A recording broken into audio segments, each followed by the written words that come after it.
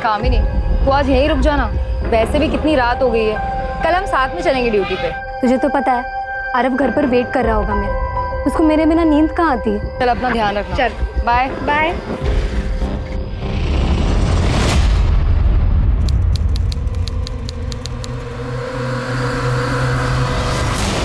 मैं पुलिस वाली हूँ, अगर मेरे साथ कुछ भी गलत करने की कोशिश की ना तो पुलिस तुझे छोड़ेगी नहीं। रुक, अभी दिखाती, रुक। बचाओ कोई, बचाओ।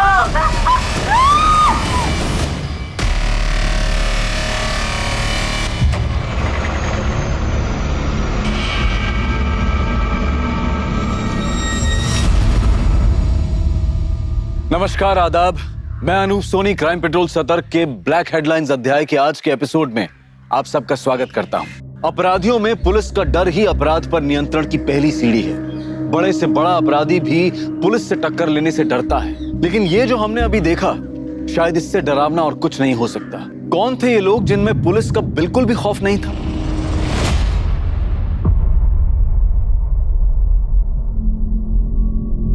आरव, इकड़े बस, मैं आई को देख के आता हूँ। बाबा, आई ड्यूटी पर ही है ना? अब पता नहीं बेटा, मैं पूछ के आता हूँ। वो काले, जरा भागा मुलाकड़े। अरे सर प्रमोद, तेरी तो नाइट ड्यूटी है, सुबह क्यों आ गया? साहब, मैं ड्यूटी के लिए नहीं आया हूँ, मैं कामिनी को देखने के लिए आया हूँ। वो रात को इलेक्शन ड्यूटी के लिए गई थी, लेकिन अब तक घर लौटी नहीं है। अब तक नहीं है? रिका में सर, कल जो इलेक्शन ड्यूटी पे टीम गई थी वो वापस आ गई? सर, एक मिनट चेक करता हूँ। सर, हमारे पुलिस स्टेशन से 5 लोगों की ड्यूटी लगी थी, उनमें से आज 3 लोगों की नाइट ड्यूटी है और 2 की डे की। सर, उनमें से चेतना सिरके ने रिपोर्ट की है, मगर कामिनी सकपाल ने अभी तक रिपोर्ट नहीं की है। सर, रिपोर्ट तो तब करेगी जब वापस आएगी, वो वापस आई ही नहीं। ये चेतना कहाँ है? सर, हम सभी इलेक्शन ड्यूटी के बाद वापस आ गए थे और तीनों कांस्टेबल बस से निकल गए थे और मैं और कामिनी उसकी स्कूटी से आ गए थे। उसने मुझे मेरे घर के पास ड्रॉप किया और वो निकल गई। तो जब कामिनी ने तुम्हें ड्रॉप किया तो कोई बात हुई थी? उसने कुछ बताया था कि वो कहाँ जा रही है? हाँ सर। आरव घर पर वेट कर रहा होगा मेरा, उसको मेरे बिना नींद कहाँ आती है। चल अपना ध्यान रखना। चल बाय बाय। पर साहब, कामिनी तो घर आई ही नहीं। तुमने उसको फोन किया? साहब, किया था फोन, लेकिन उसने उठाया ही नहीं। मैके गई होगी, वहां फोन करके देखो। नहीं साहब, उसका मायका दूसरे गांव में, यहाँ से बहुत दूर। अपने घर पे आने के बजाय वो वहाँ क्यों जाएगी ना? लेकिन फिर भी मैंने उसके माँ बाप को फोन किया था, वो वहाँ पर भी नहीं है। गायकवाड़, एक काम करो, कामिनी ने चेतना को जहाँ ड्रॉप किया वहां से लेकर कामिनी के घर तक के रास्ते पे सर्च करो, पता करो किसी ने उसे देखा क्या। यूं अचानक इस तरह खुलेआम एक लेडी कांस्टेबल का गायब हो जाना एक गंभीर विषय था। कामिनी कहां थी, उसके साथ क्या हुआ था, इस बात की किसी को कोई जानकारी नहीं थी। क्या ये एक रैंडम क्राइम था या ये एक साजिश थी या फिर कोई दुश्मनी? साहब, गाड़ी रोको, गाड़ी रोको, गाड़ी रोको। क्या हुआ? साहब, वो कामिनी की स्कूटर पार्क है। ये कामिनी की है? हाँ साहब, ये कामिनी की स्कूटर। इसकी डुप्लीकेट चाबी है तुम्हारे पास? डुप्लीकेट चाबी? क्या घरच्या चावींबरोबर असते? बघतो। हाँ है साहब। स्कूटर खराब हो गई, इसीलिए कामिनी ने इसे यहाँ छोड़ दिया। लेकिन फिर वो कहाँ गई? एक काम करो, अंदर पता करो, किसी ने कुछ देखा है क्या? हाँ सर।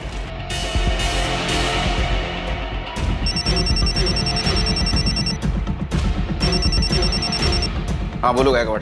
सर, कामिनी की स्कूटी यहाँ हाईवे के पास मिली है, खराब हो गई, लेकिन ये समझ में नहीं आ रहा कामिनी कहाँ गई। एक काम करो गायकवाड़, कामिनी का फोन सर्वेलेंस पे डाल दो।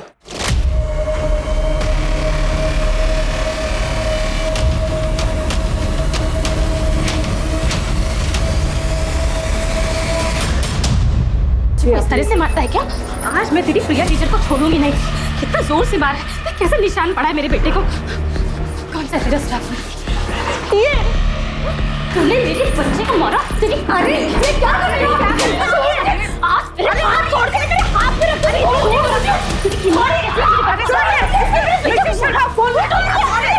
अरे सुनो, बच्चों को मारेगी, बच्चों को मारेगी, बच्चों को मारेगी, मेरे बच्चे को मारेगी। सर, इसने कुछ बोला ही नहीं, आके सीधा मारना शुरू कर दिया। सर, इतनी बुरी तरीके से बाल खींचकर मारा है इसने। सर ऐसे कोई टीचर को मारता है क्या? ये टीचर नहीं है, जल्लाद है, जल्लाद। इतने छोटे बच्चे को कोई बुरी तरह से मारता है क्या? आपको विश्वास नहीं है ना? ये देखिए, देखिए मेरे बेटे के हाथ पे निशान। ऐसे कोई मारता है क्या? सर मुझे इस औरत के खिलाफ कंप्लेंट लिखवानी है। अरे तू क्या मेरी कंप्लेंट लिखवाएगी? मैं इसकी कंप्लेंट पहले लिखवाऊंगी सर, क्योंकि इसने मेरे बच्चे को पहले मारा है, फिर मैंने इसे मारा है। नहीं साहब, हमें कोई कंप्लेन नहीं लिखवानी। अरे ऐसे कैसे हम कंप्लेंट नहीं लिखवाएंगे? जया, तुम शांत हो जाओ तुम। देखो, ये हमारे बच्चे की गुरु है और गुरु का दर्जा भगवान के समान होता है। इन्होंने अगर प्रीतम को मारा भी है तो जरूर उसके भले के लिए मारा होगा। मैडम, मैं आप लोगों से अपनी बीवी की तरफ से हाथ जोड़ के माफी मांगता हूँ। आज के बाद दोबारा ऐसा कभी नहीं होगा। चलो जया, आ जाओ। प्रीतम, आ जाओ। चल।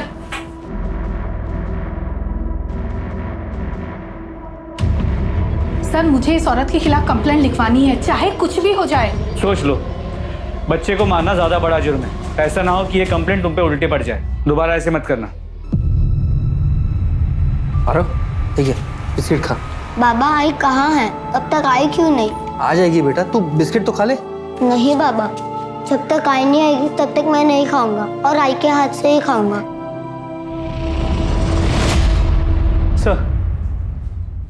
सर कामिनी का फोन अभी स्विच ऑफ है, लेकिन अभी 1 घंटे पहले तो उसका फोन ऑन था, हाईवे पे मूव कर रहा था। सर, हाईवे पेट्रोलिंग पुलिस का फोन आया था। हाईवे के बाजू में सर्विस रोड है, वहां पर एक औरत की डेड बॉडी मिली। आरव, कहाँ से करते हो? खाना बिस्किट।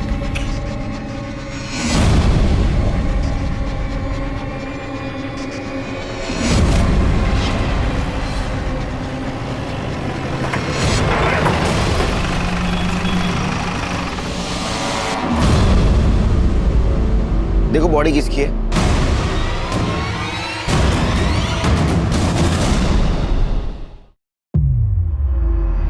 सर ये बॉडी कामिनी की नहीं है। बॉडी अच्छी तरह से चेक करो, देखो कुछ मिलता है क्या।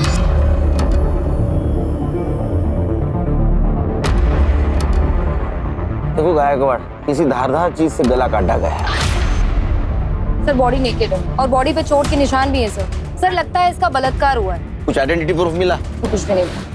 बॉडी को कैसे पहचानेंगे? पोस्टमार्टम के लिए भेज दो गाड़ी। यस सर ये देखिए, टायर के मार्क्स है किसी बड़ी गाड़ी के। रिका में सर, फॉरेंसिक टीम को बोला और ये टायर का इंप्रेशन लेने को बोलो। चेतना, यस सर। बॉडी का फोटो सर्कुलेट कर दो आसपास के पुलिस स्टेशन में। Yes sir. पता करो इसकी मिसिंग कंप्लेंट। ठीक है? Okay sir. मुझे लगता है ये लड़की हाईवे पे अकेली थी और उसके अकेलेपन का किसी ने फायदा उठाया।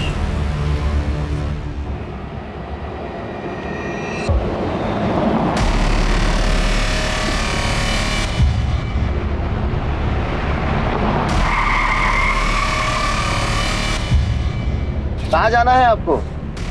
चलो हम छोड़ देते हैं, हम इसी तरफ जा रहे हैं। नहीं, मैं बस से चली जाऊंगी। अरे बस से तो तभी जाओगी जब यहाँ कोई बस रुकेगी। यहाँ कोई बस स्टॉप नहीं है, आ जाओ हम छोड़ देते हैं। अरे डरो मत, हम अकेला नहीं है, हमारे साथ में हमारी भाभी भी है।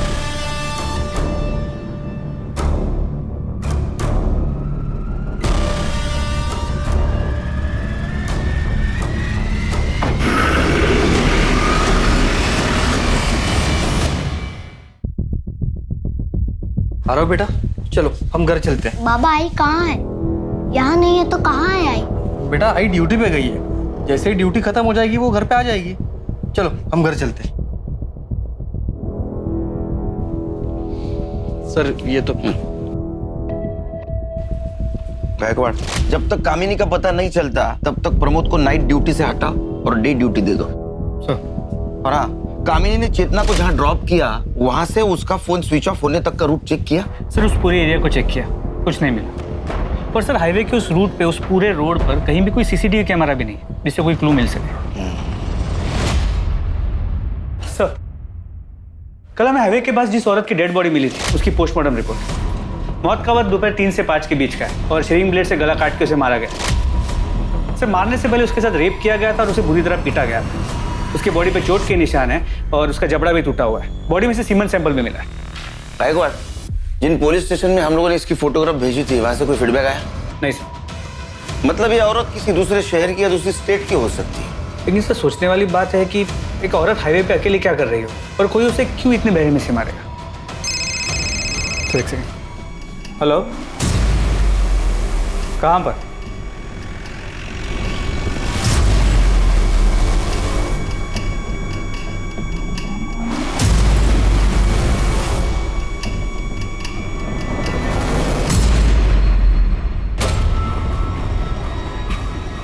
अरे प्रमोद, घबराओ मत, कामिनी नहीं है।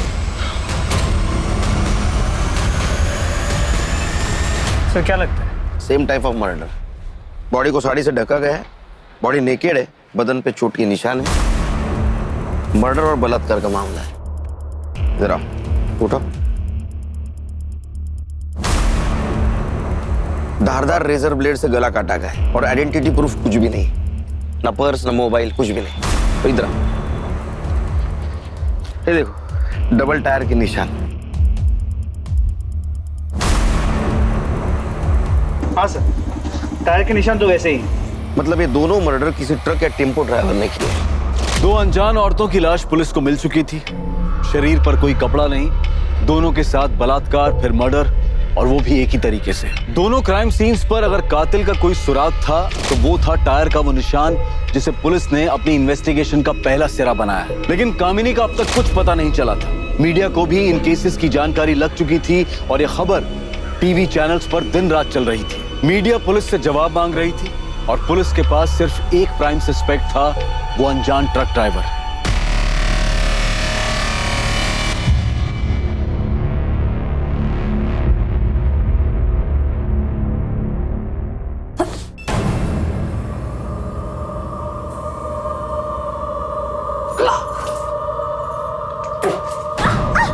क्या रे, पेट से है तू? हाँ?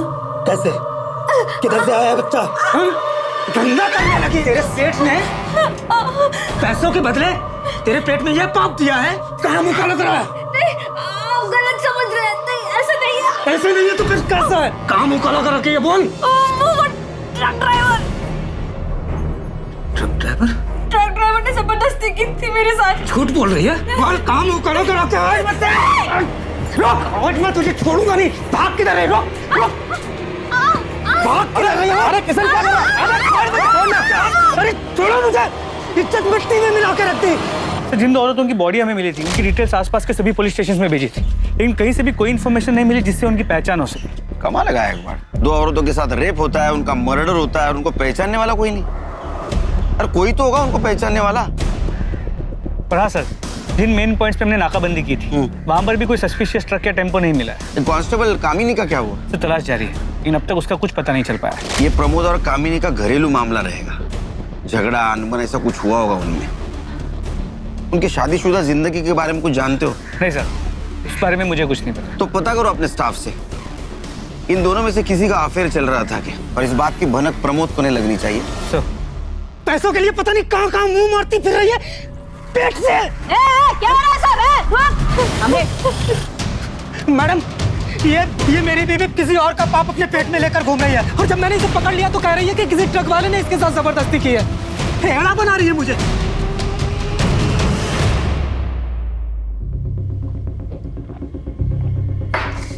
घबराओ मत, घबराओ मत। बताओ क्या हुआ था तुम्हारे साथ, कब हुआ था? मैं 3 महीने पहले रोड पे बस का इंतजार कर रही थी। भैया, वो मुझे थोड़ा आगे तक छोड़ देंगे? लेकिन मैं कैसे भी करके जान बचा के भाग गई। तुम्हारे पति का कहना है कि तुम उससे झूठ बोलती हो। अक्सर तुम 4-5 दिन घर से गायब रहती हो, ऐसा क्यों? साहब, मैं घर काम करके अपना गुजारा करती हूँ। सेठ लोग कभी कभी अपने बच्चे या फिर बूढ़े माँ बाप को छोड़कर बाहर जाते हैं और मुझे देखभाल करने के लिए कहते हैं। उसका अलग से पैसा भी देते हैं मेरे को। मैं अकेले कमाने वाली घर में, तो जहाँ से 2 पैसे मिलते हैं मैं वहाँ पे काम कर लेती हूँ। साहब, वो टेम्पो ट्रक के डिटेल्स बता सकती हो? उसका कलर कैसा था, डिजाइन, उसका नंबर याद है? साहब, सब कुछ इतना अचानक हो गया कि मुझे कुछ समझ में नहीं आया, और वो लोग मुझको घसीट कर जंगल में ले गए थे। वहां से ट्रक नहीं दिख रहा था। उन दोनों का हुलिया याद है? हाँ साहब, याद है। स्केच बनवाने में मदद करोगी? हाँ। इसका कहना है कि 3 महीने पहले इसके साथ रेप हुआ था। मतलब 3 महीने से चल रहा है। सर 3 महीने पहले तक ये लोग औरतों को सिर्फ रेप के लिए टारगेट कर रहे थे, अब मर्डर करने लगे। शायद इन्हें ये गलत फहमी हो गई है कि ये लोग कभी पकड़े नहीं जाएंगे। वो इसलिए कि उनके खिलाफ अभी तक कोई कंप्लेंट लिखवाने नहीं आया। सर अक्सर बलात्कार की शिकार औरतें घर वालों के प्रेशर और सोसाइटी में बदनामी के डर से चुप रह जाती है, लेकिन अब ये लोग मर्डर्स करने लगे, बॉडीज मिलने लगी और ये मामला सामने आ गया। गायकवाड़ कोई भी हो बचना नहीं चाहिए। जैसे केस कंप्लीट हो जाए सारे पुलिस स्टेशन, आरटीओ ऑफिस और टोलने का भी सर्कुलेट कर दो। सर अच्छा, ये प्रमोद और कामिनी के मैरिज लाइफ के बारे में कुछ पता चला? सर अंदर बात करें।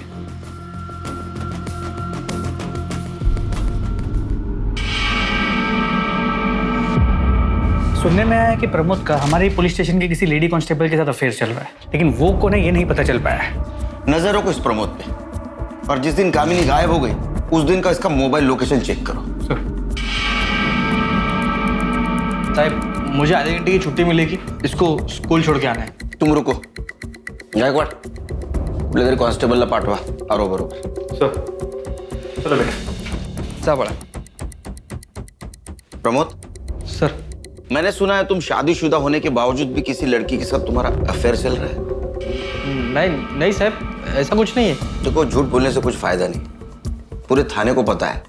हाँ, अगर तुम चाहते हो कि सबके सामने मैं पूछूं तो पूछता हूँ। नहीं साहब, सच में ऐसा कुछ नहीं है साहब। देखो, ये भी पता है कि वो हमारे थाने की कोई कांस्टेबल है, उसका नाम बताओ, नाम बताओ। चेतना शिर्के। मैं मानता हूँ कि मेरा चेतना के साथ अफेयर है, लेकिन मैं अपनी बीवी से बहुत प्यार करता हूँ साहब, और मैं नहीं चाहता कि मेरी शादी और मेरा घर परिवार टूटे। चेतना को भी इससे कोई प्रॉब्लम नहीं है साहब, वो नहीं चाहती कि मेरी शादी मेरा परिवार टूटे। आप ही बताओ साहब, मैं अपनी बीवी के साथ कुछ गलत क्यों कर सकता हूँ? इसका मतलब ये टाइम पास चल रहा है। जी साहब, वो चेतना का पति शादी के 1 महीने में ही उसकी मौत हो गई थी। तब से वो बहुत अकेला महसूस कर रही थी, इसीलिए ये सब। अच्छा, तो ये फिजिकल नीड का मामला है। जा।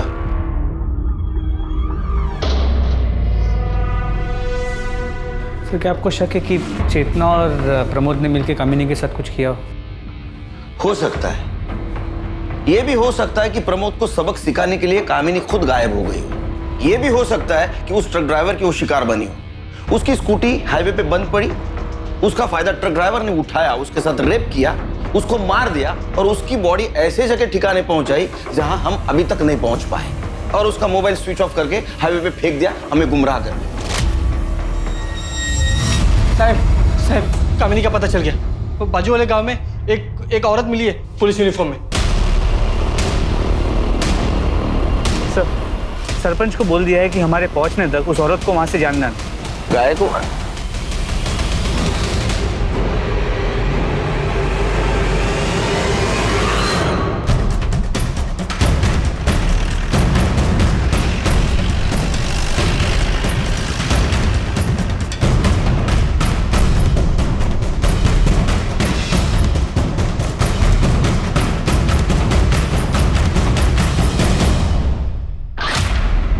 ये नेम प्लेट भी उसी की। ये कपड़े कहाँ से मिले तुमको? कहाँ से मिले कपड़े? एक मिनट प्रमोद, एक मिनट। ये यूनिफॉर्म किसने दिया तुमको?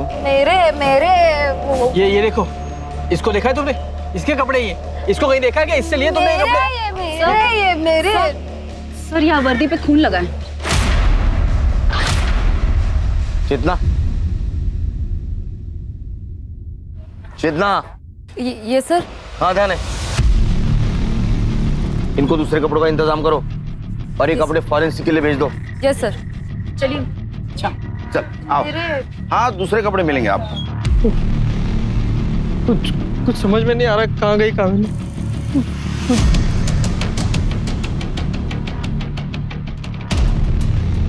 गायकवाड़, इसके यूनिफॉर्म पे कामिनी की नेम प्लेट है और कपड़ों पे खून के दाग। इसका मतलब किडनैपर ने कामिनी के कपड़े उतार के फेंक दिए जो इस औरत को मिले, और उसका मोबाइल हाईवे पे फेंक दिया जो उसका मोबाइल का लास्ट लोकेशन था। मतलब कामिनी के पास कपड़े नहीं है जैसे बाकी औरतों के पास नहीं थे। इसका मतलब कामिनी भी उस ट्रक ड्राइवर की शिकार बनी है। और नम्रता के बयान और स्केच के मुताबिक आदमी एक ने दो है जो एक के बाद एक ऐसे घिनौने जुर्म को अंजाम दे रहे हैं। The police is investigating the case. My paintings have been sold like hot cakes. मैं जितना उसको मूरी लगना चाहती वो मेरे मुंह उतना ही लगती है। मेरे को नहीं बात करने का उससे। जय काय झाला, क्यों इतना गुस्से में हो? फिर किससे झगड़ा कर लिया? जिसके पड़ोसी इतने कमीने हैं उसको झगड़ा तो होगा ही ना। जब देखो जब दूसरों के काम में टांग अड़ाने के लिए खड़े हो जाते हैं। अरे अब किसने टांग अड़ा दी तुम्हारे काम में? पर कोशिश तो की ना। अब बारिश में छत ना टपके इस करके मैंने प्लास्टिक डलवाने को 4 लोगों को बुलाया और वो अपना काम कर रहे थे कि बाजू वाली आ गई बोलने को, बड़ा आवाज आ रहा है, बड़ा आवाज आ रहा है। अरे काम होगा तो आवाज तो आएगा ना। मैं कितनी बार तुम्हें समझाया, ऐसे रोज रोज पड़ोसियों से लड़ना अच्छी बात नहीं है। इससे पहले कोई तुमको जूता मारे, खुद उसके मुंह पे जूता मारने का। अरे नहीं, देखो प्रीतम बैठा है, उसके सामने ये सब बातें करना अच्छी बात नहीं है। राम राम शंभू।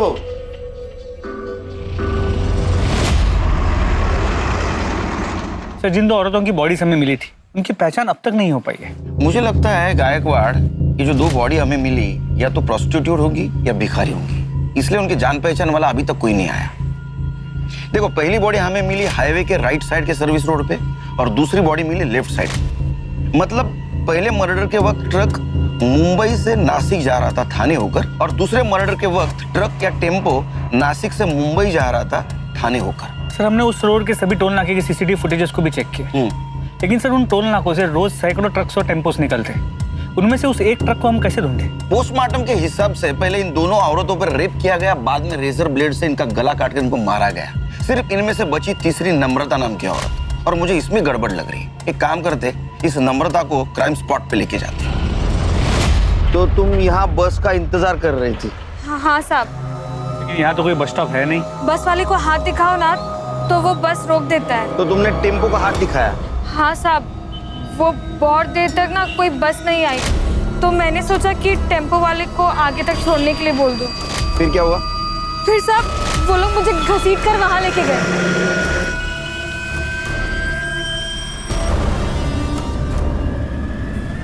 इसी जगह पे? हाँ, पक्का ये जगह नहीं भूल सकती साहब, सब कुछ एक जैसा ही दिखता है यहाँ। तुमने जब पत्थर मारा तो खून आया था? हाँ, आया ही होगा। मैंने तो जोर से पत्थर मारा था, उसके बाद मैं भाग गई थी तो ध्यान नहीं दिया। पत्थर कहाँ फेंका? पत्थर यहीं कहीं फेंका था। जरा बघा कुठे दगड सापडतो का?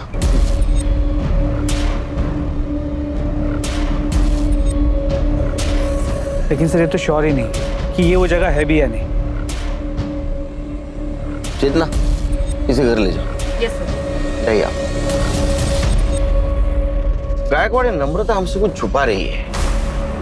उसका कहना है कि 2 आदमी थे, लेकिन पोस्टमार्टम के हिसाब से दोनों औरतों की बॉडी के ऊपर सिर्फ एक ही आदमी के स्पर्म मिले हैं। सर, फिर ये हो सकता है कि दोनों में से सिर्फ एक रेप करता हो, दूसरा सिर्फ देखता हो। इसका मतलब नम्रता पे रेप करने वाला कोई और कल्प्रिट था, और ये मर्डर और रेप केस ये अलग है, क्योंकि नम्रता पे जो रेप हुआ वो 3 महीने पहले हुआ।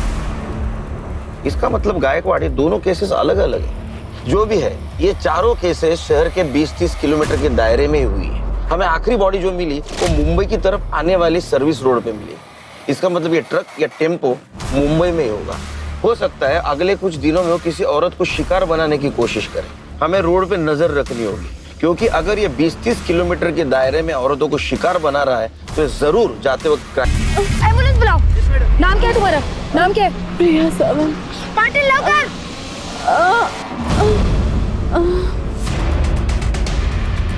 गायकवाड़, ये टेम्पो का नंबर आरटीओ में भेज दो, इसके मालिक की डिटेल्स निकालो। वो औरत कैसी है? डॉक्टर ने क्या बोला? सर वो बेहोश है और डॉक्टर ने कहा है कि सर उसका रेप हुआ है और उसे बुरी तरीके से पीटा भी गया है सर। तुम डॉक्टर के कांटेक्ट में रहना, लड़की को होश आते ही उसका बयान लेना होगा। Okay sir. सर, ये केस बिल्कुल नम्रता की केस है। रेप हुआ है लेकिन मर्डर नहीं हो सकता है। तो एक सेकंड। हेलो, कहाँ पर? ठीक है सर, पास के गांव के जंगल में एक औरत की सड़ी हुई लाश मिली है। हमारे कांस्टेबल्स वहां पे पहुंच गए। उन्होंने बताया कि लाश करीब 6 से 8 दिन पुरानी है। कामिनी को गायब हुए भी 7 दिन हुए सर।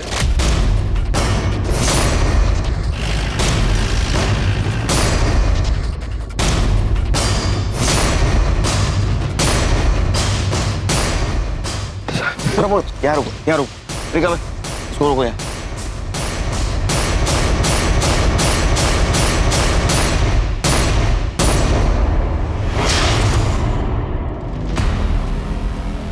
सर, इसे भी पिछले दोनों विक्टिम्स की तरह ही मारा गया। बॉडी को देख के तो लगता है कामिनी है। लेकिन कंफर्म करना होगा।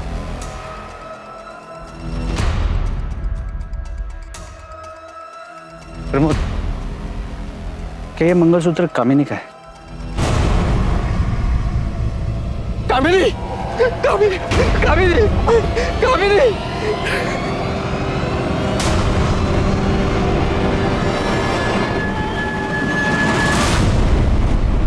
बॉडी का पंचनामा करो और पोस्टमार्टम के लिए भेज दो। सर, आखिरकार कामिनी के लापता होने की गुत्थी सुलझ चुकी थी। पुलिस को उसकी लाश मिली थी और उसके साथ भी वही हुआ था जो बाकी की 2 औरतों के साथ हुआ था। पहले दुष्कर्म किया गया और फिर गला काटकर हत्या। कामिनी का मामला पहले 2 मामलों से अलग लग रहा था, पर फिर नम्रता और प्रिया की कहानी का सच क्या था? ऐसे वहशी दरिंदों ने उन दोनों को जिंदा क्यों छोड़ दिया था? क्या उनके साथ भी उन्हीं अपराधियों ने दुष्कर्म किया था जिन्होंने कामिनी और बाकी 2 के साथ जुर्म को अंजाम दिया था, या फिर ये किसी और गिरोह का काम था? इस सवाल के जवाब के लिए पुलिस प्रिया के होश में आने का इंतजार कर रही थी, क्योंकि सच वही बता सकती थी। बाबा, आई किधर है? आपने आई को ढूंढ लिया? तेरी आई को भगवान ने अपने पास बुला लिया बेटा, अपने पास बुला लिया।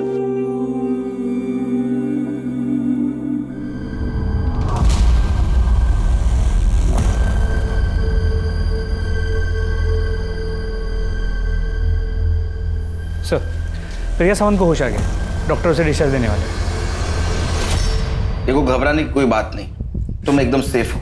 हमें हर चीज बताओ, अगर बताओगी तो हम मुजरिम को पकड़ पाएंगे। मैं उस दिन हाईवे पे खड़ी थी। अकेली? जी। तुम कहीं जॉब करती हो?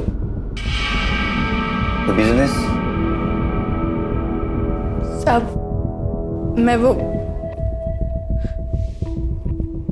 मैं धंधा करती है। मेरी 2 साल की बच्ची है। मेरे को कोई जॉब नहीं मिल रहा था, तो मेरे को ये काम करना पड़ा। तो तुम कस्टमर के लिए वहाँ हाईवे पर खड़ी थी? नहीं, मैं उधर गाड़ी से लिफ्ट लेने के लिए खड़ी थी। कस्टमर में मार्केट में ढूंढती है। मेरे को वो टेम्पो वाला सामने से आते हुए देखा, तो मैं लिफ्ट के लिए हाथ दिखाई उसको। भैया, मेरे को आगे वाले मार्केट तक छोड़ दोगे?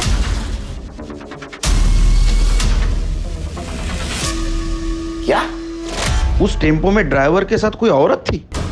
जी। ड्राइवर के अलावा कोई आदमी था? कोई आदमी नहीं था वहाँ पे। फिर क्या हुआ? कुछ दूर जाते ही वो टेम्पो साइड में लेके गया। भैया, ये हाईवे छोड़कर कौन से रास्ते पर लेके जा रहे हो? मैं इसके आगे उसका कुछ भी पूछती और फिर मेरे को खींच के लेके गया टेम्पो के पीछे। और फिर उस वक्त वो औरत कहाँ थी? वो औरत पूरा टाइम उधर ही थी। साहब, मेरे को जाने दो। मेरी छोटी बच्ची है, मैं उसको बाजू वाले के पास छोड़ के आई है। पता नहीं उसने ठीक से कुछ खाया पिया होगा कि नहीं। एनजी कंप्लेंट ली होंगे, उनको जाने दो।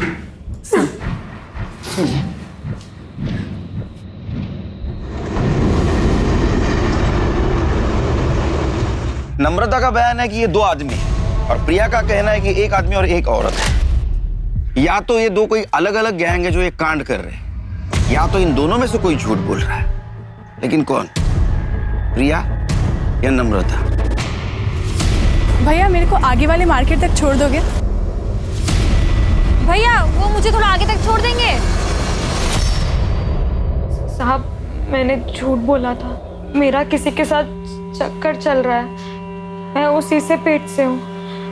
ये बात सिर्फ मैंने अपने पति से छुपाने के लिए झूठ बोली। साहब, वो बहुत गुस्से वाला है। उसको मेरे चक्कर के बारे में पता चलता तो मार ही डालता मुझको। मैंने टीवी में देखा था साहब कि कोई ट्रक वाला है जो औरतों के साथ जबरदस्ती करता है। बस मैंने उसी का फायदा उठाकर ये झूठ बोला कि उसने मेरे साथ जबरदस्ती की और मैं पेट से हो गई। किसका बच्चा है ये? नाम पता क्या है उसका? मैं सच बोल रही हूँ। बस पति के मार से बचने के लिए झूठ बोला साहब। जाओ, शहर छोड़ के जाने का नहीं। चलो। पुलिस एक बार फिर से असमंजस में थी। 3 औरतों का बलात्कार के बाद कत्ल किया गया था, जबकि चौथी शिकार को बलात्कार के बाद जिंदा छोड़ दिया गया था।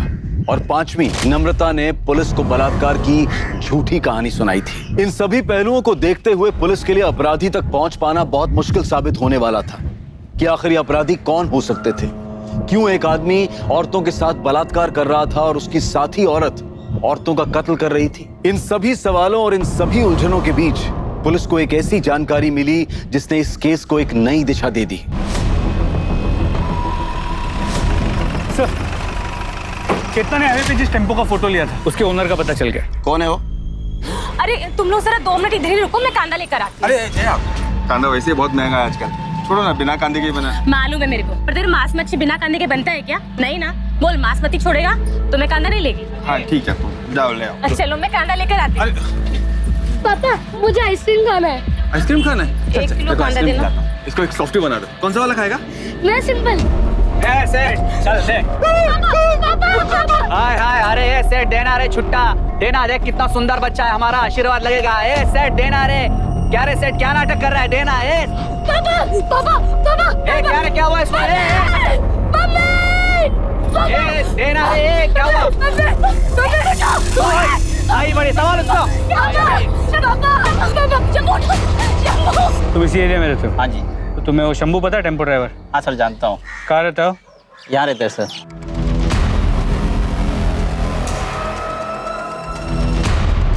यही शंभू है? हाँ जी यही शंभू। 1 मिनट सुनो।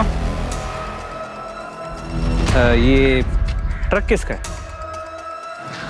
मेरा ये साहब। अरे अरे सर, अभी 1 मिनट पहले ही बेहोश था, अभी होश में आया है। क्यों मारे हो साहब इसे आप? अभी तो सिर्फ मारा है, हम इसे रेप और मर्डर के केस में जेल ले जा रहे हैं। रेप और मर्डर? क्या बात कर रहे हो साहब? ये आदमी एक चींटी नहीं मार सकता। ये रेप और मर्डर क्या करेगा? जरूर आपको कोई गलतफहमी हुई है साहब, हम शरीफ लोग हैं, हमने कुछ नहीं किया साहब। 1 मिनट, आप वही औरत है ना जिसने स्कूल में टीचर को मारा था? हाँ साहब मैं वही हूँ, लेकिन वो बात अलग थी। गाड़ी में डालो इसे। अरे लेकिन साहब वो शरीफ आदमी है साहब, छोड़ दो उसे। शंभू शंभू। सर ये शंभू है, वो टेम्पो इसी का है। क्या हुआ साहब? मेरे काम को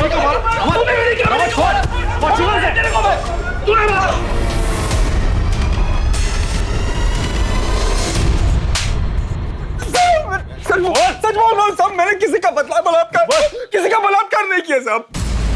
मैंने किसी का कोई बलात्कार नहीं किया साहब। मैं ऐसा आदमी नहीं हूँ साहब। गायकवाड़, इसको मेडिकल चेकअप के लिए ले जाओ और प्रिया और 2 बॉडीज उसके ऊपर मिले सीमेंस इसके साथ मैच करके देखो, इसे भी पता चल जाएगा कितना मासूम है। चल। इसकी हिस्ट्री, ज्योग्राफी सब चाहिए मुझे, पड़ोसियों से पता करो।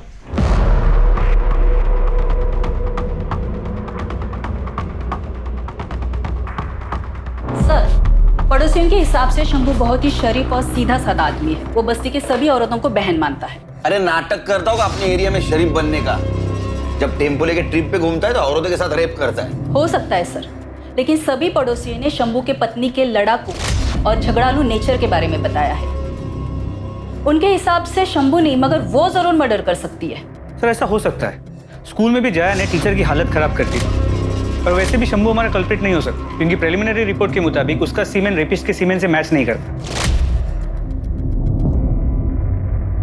इस शंभू की डिटेल रिपोर्ट कब आएगी? सर कल तक आ जाएगी। उसको इंट्रोगेशन रूम में बुला। सर क्या ये वही आदमी है? नहीं। इस वक्त तेरा टेम्पो कहाँ है? साहब वो तो आज सुबह एक दूसरा ड्राइवर लेके गया। दूसरा ड्राइवर मतलब? मेरे पास जब बुकिंग नहीं होती साहब तो मैं अपना टेम्पो भाड़े पे दे देता हूँ साहब, ताकि 4 पैसे आ जाए। ऐसे कितने ड्राइवर को देता है तू टेम्पो? 5-6 है साहब। अभी किसके पास? अभी तो वो विलास गौरव के पास है साहब। विलास गौरव के साथ साथ तू जितने भी ड्राइवर को देता है ना तेरा टेम्पो, सबके नंबर चाहिए मेरे को।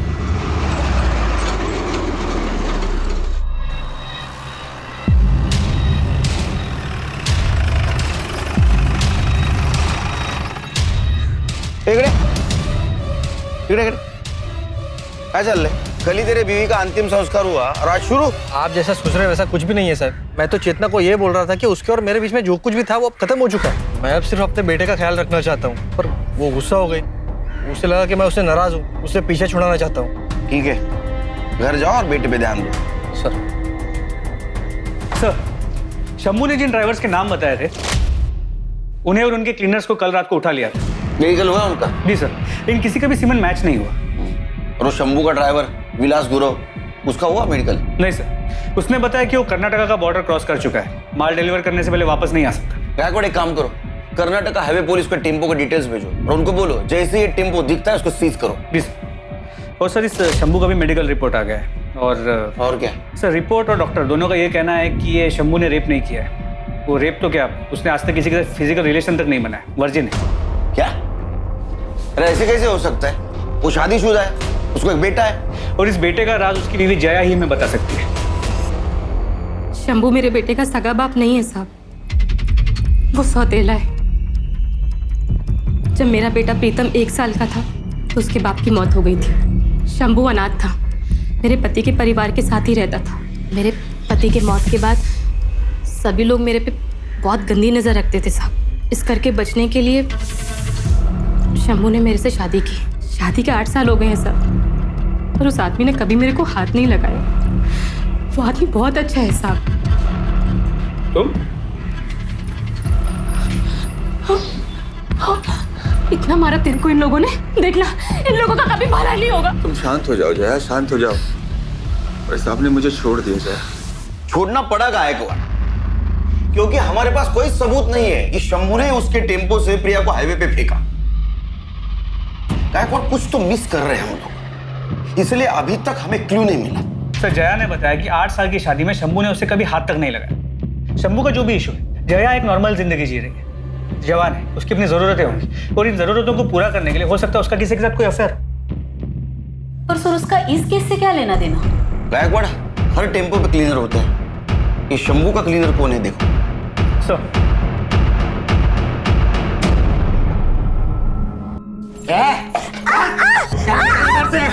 अपना सामान बांध और निकल इधर से, समझे? ऐसी हालत में मैं अब कहाँ जाऊंगी? माफ कर दो मेरे को, माफ कर दो तुझे, माफ कर दो। अब से तू ऐसे ही पिटेगी, समझी? ना सामान निकल। सर, शंभू का टेम्पो वापस आ गया। और वो ड्राइवर विलास गुरव, उसे मेडिकल एग्जामिनेशन के लिए भेज दिया। वो फोरेंसिक टीम को टेम्पो का हर एक इंच स्कैन करने के लिए बोला है।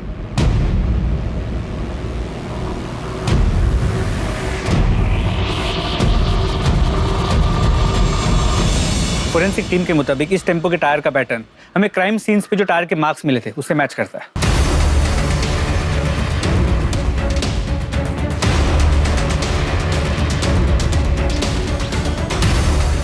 गायकवाड़, मिरर पे फिंगरप्रिंट है, इसको फिंगरप्रिंट एक्सपर्ट के पास भेजो। और ये बिंदी, इसको डीएनए एक्सपर्ट के पास भेजो। ये गोविंद जिसको भी भाभी बनाकर यूज कर रहा था, 100% उसका डीएनए इसके चिपकने वाले साइड पे होगा। सर, फोरेंसिक टीम से बहुत ही शॉकिंग बात सामने आई है। क्या? टेम्पो के फ्लोर पे जो ब्लड सैंपल्स मिले थे उसमें 2 या 4 औरतों का नहीं बल्कि 34 से 38 औरतों का ब्लड है। क्या?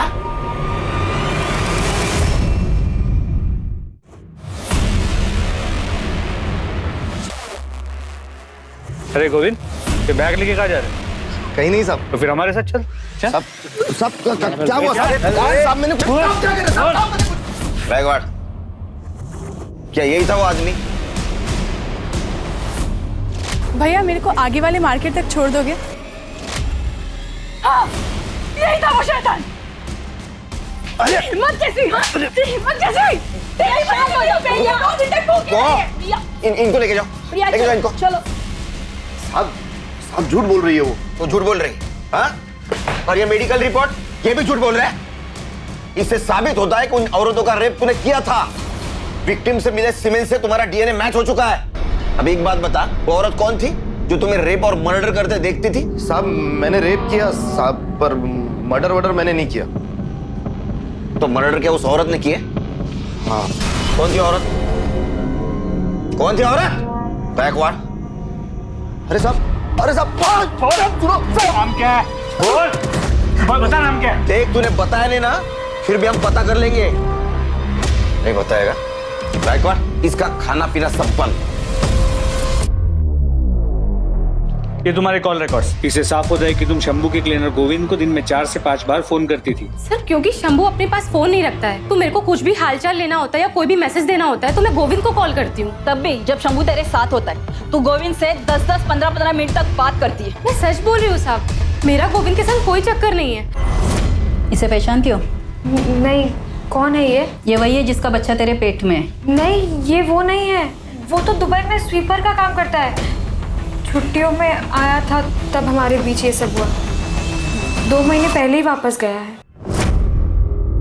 महाराष्ट्र, गुजरात, गोवा, कर्नाटका, इन चारों राज्यों में जो ग्रीन पिन्स, ये वो जगह है जहाँ पर लोकल पुलिस को औरतों की नेकेड डेड बॉडीज मिली थी। औरतों के साथ रेप किया गया था, फिर रेजर ब्लेड से गला काट के उन्हें मार दिया गया था। और ये जो रेड पिन्स, ये वो जगह है जहाँ पर औरतों के साथ रेप तो हुआ था पर उन्हें जिंदा टेम्पो से फेंक दिया गया था, जो बच गई थी। और उन औरतों को मारा गया जिनको बेटे हैं, और उन औरतों को जिंदा छोड़ा गया जिनको बेटियां हैं या बच्चे नहीं।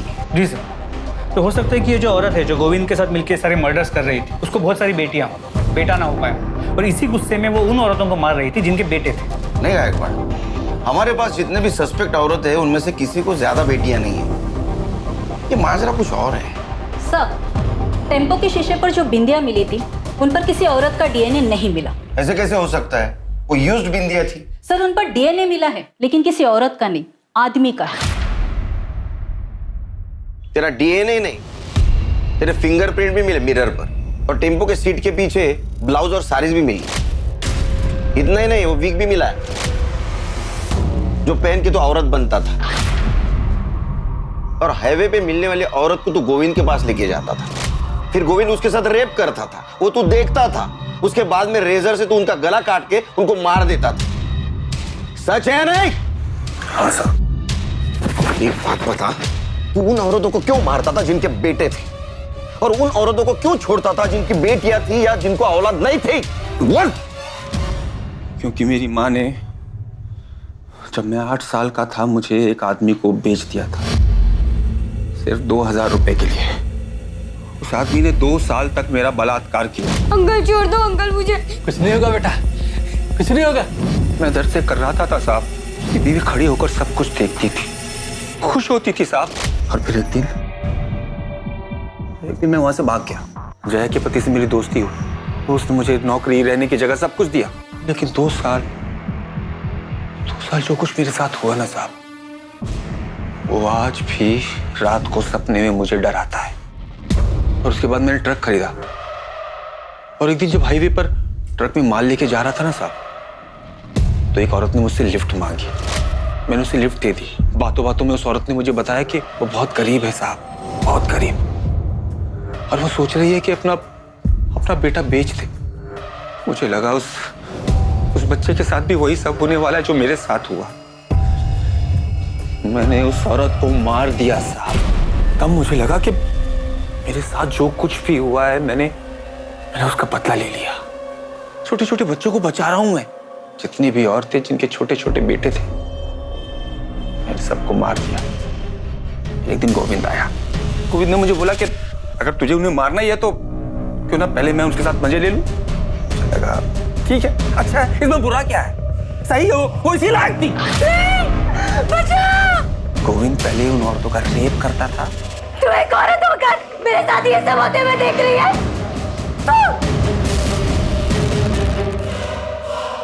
भैया मेरे को आगे वाले मार्केट तक छोड़ दोगे? और उसके बाद मैं इधर से उनका मर्डर कर देता था साहब। छोड़ दो मुझे, नहीं जाने दो। कितने औरतों को मारा तूने? 40-50 होंगी साहब। माँ वो गोद, वो दामन, वो छांव है जहां जिंदगी सबसे सुंदर और सुरक्षित महसूस होती है। लेकिन एक माँ का अपने बेटे से विश्वासघात का नतीजा इस कदर डरावना था कि वो हर माँ को दोषी समझने लगा। बच्चे गीली मिट्टी की तरह से होते हैं, उन्हें जिस सांचे में ढालो वो ढल जाएंगे। इसलिए माता पिता, परिवार और समाज की ये सामूहिक जिम्मेदारी है कि वो इस कर्तव्य को समझें, वरना नतीजे इस केस जितने खतरनाक हो सकते हैं। अब मैं अनूप सोनी आपसे विदा लेता हूं। फिर मुलाकात होगी क्राइम पेट्रोल सतर्क के ब्लैक हेडलाइंस अध्याय में एक और नए केस के साथ। और याद रखें, क्राइम और आपके बीच में सिर्फ इतना फर्क है कि आप कितने सतर्क हैं। सतर्क रहें, सुरक्षित रहें। जय हिंद।